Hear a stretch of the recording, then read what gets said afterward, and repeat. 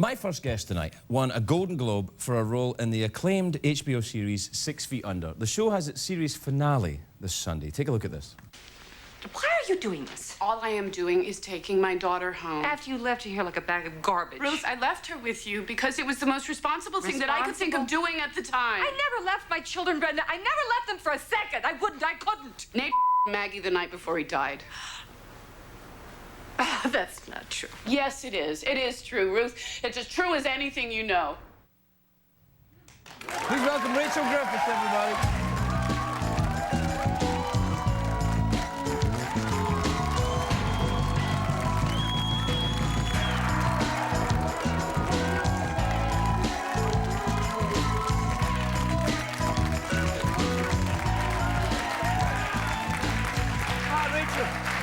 How are you? You all right?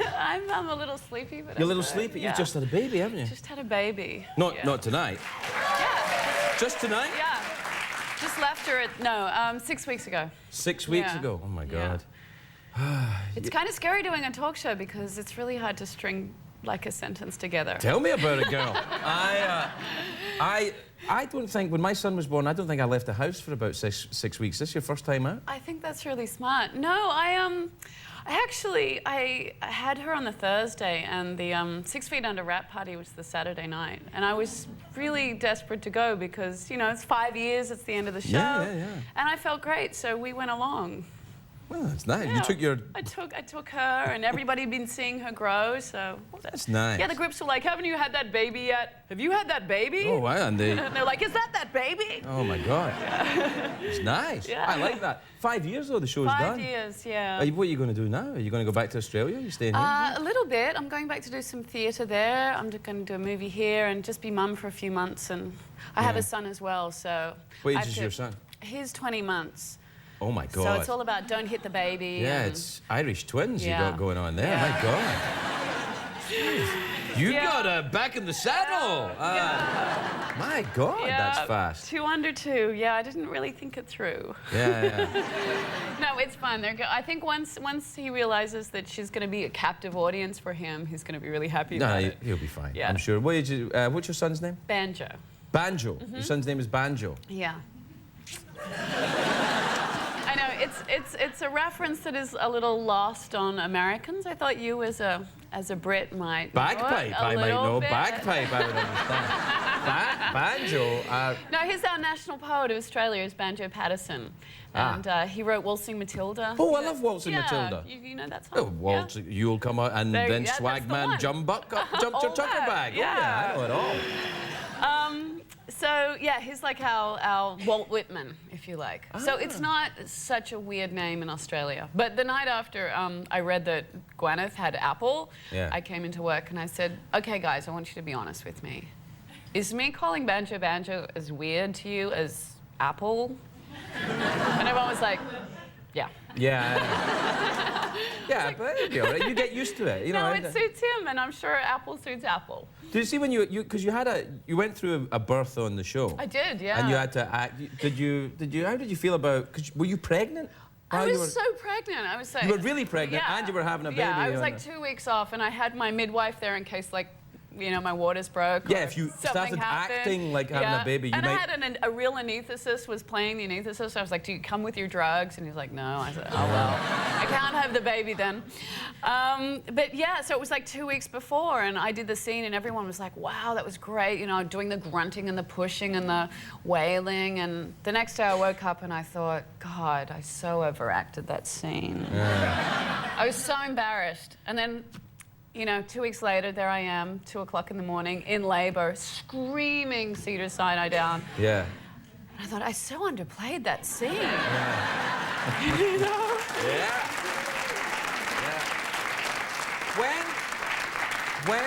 When my son's mother delivered my son, well, she didn't, had the baby, I didn't know she knew such language. She got a bit sweary in there. I know, it's a bit scary. I was on the street waiting for our neighbours, Ron and Dennis, to drive us to the hospital because they were like the designated driver. And I'm on the street screaming, you bastard, how could you do this to me? Stop, stop, stop. Will someone kill me, shoot me, all that kind of stuff. Yeah. And it's, it's like 1 o'clock in the morning. No lights go on. No one comes out. Are you okay? Are you being murdered? Are you being raped? Say away. It's like you have this woman like screaming the neighborhood down. Nothing. If it was a dog barking, people would be... people would be very upset. Or a leaf blower. We're going to take a break. We'll be right back with Rachel Griffiths, everybody.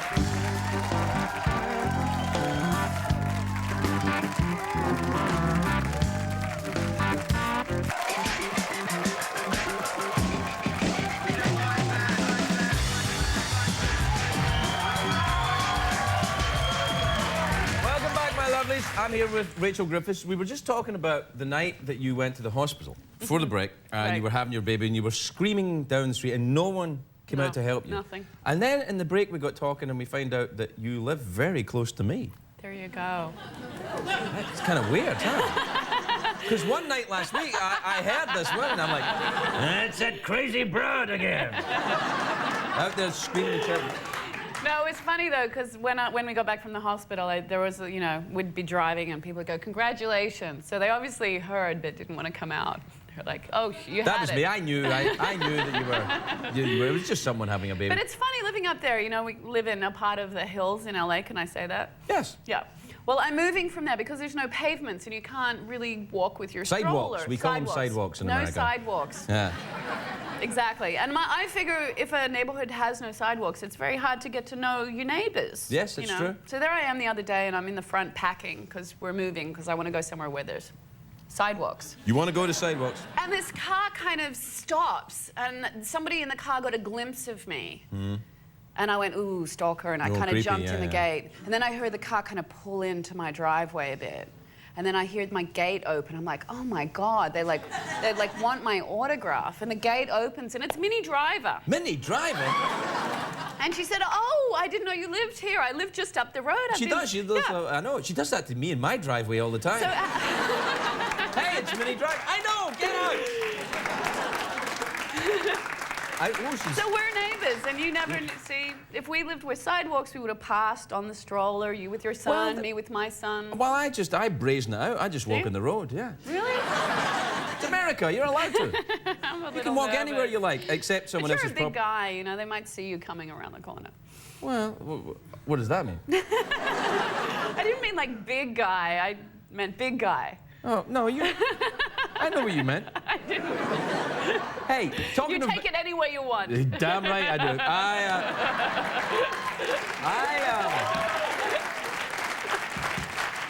do. You know who was here?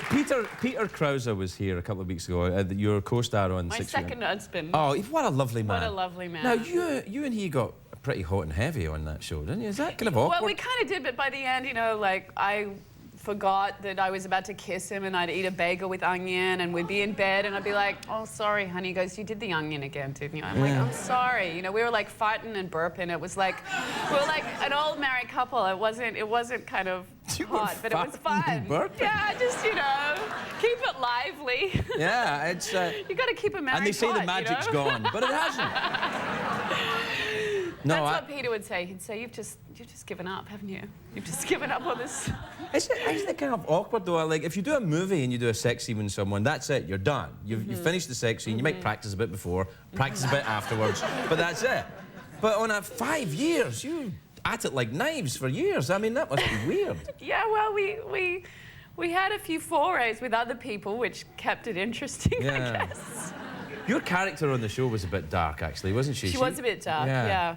Well, all of us kind of play these dark characters, and in real life, we were like getting married and having kids, and you know, on the show, we're acting out in dark alleys with strange men and having nervous breakdowns. So don't do that around my neighbourhood, all right? Don't want any of that.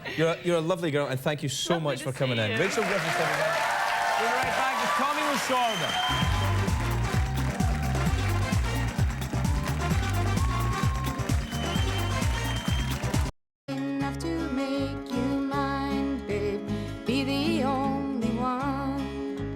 Love me all the time, babe. We'll go on and on. Someday we're dreaming, deep in love, not a lot to say.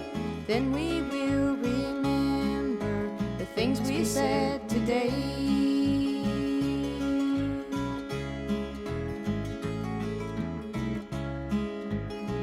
I'm just the lucky kind. Love to hear you say that love is love, though we may be blind. Love is here to stay, and that's enough to make you mine, babe. Be the only one. Love me all the time, babe. We'll go on and on. Someday when we're dreaming, deep in love, not a lot to say, then we will remember the things we said today. Then we will remember the things we said today.